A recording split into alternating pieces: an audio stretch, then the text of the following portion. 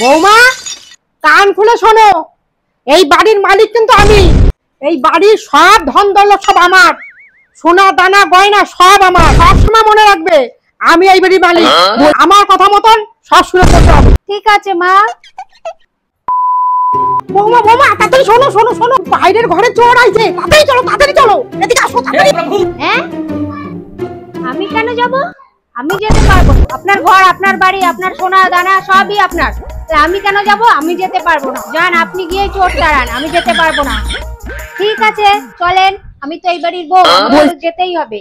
এই ঘর বাড়ি টাকা পয়সা তো আমার না, তবু আমাকে যেতে হবে, কারণ আমি এই বাড়ির বউ। চলেন মা, চলো বৌমা, চলো চলো চলো।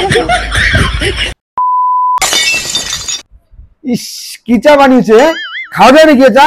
এর থেকে ভালো চা আমি বানাতে পারবো না, বুঝেছো? বৌমা বড়ের সঙ্গে কি এইভাবে কেউ কথা বলে? কি করে কথা বলতে হয় জানো না? আর এতদিন ধরে তোমাকে আমি এই শিখিয়েছি, এইভাবে বলবে। গিলার হয় গেলো, না গিলার হয় নিজে গিয়ে বানিয়ে খাও। কি হলো বলো? গেলার হয় গেলো, নাহলে নিজে গিয়ে বানিয়ে খাও। Very good.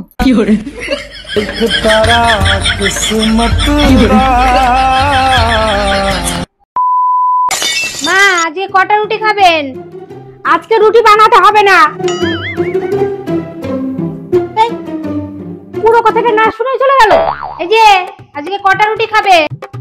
না আজকে রুটি খেতে ইচ্ছা করছে না।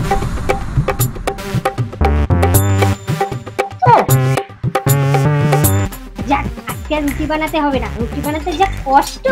আজকে ভাতটা বসিয়ে দেবো প্রেসার কুকারে, দুটো সিটিতেই হয়ে যাবে।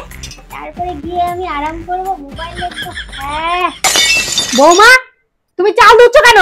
এত সকালে কে ভাত খাবে? আপনিই তো বললেন মা রুটি খাবেন না, তাই জন্য তো চালটা ধুয়ে ভাতটা বসিয়ে দিচ্ছিলাম।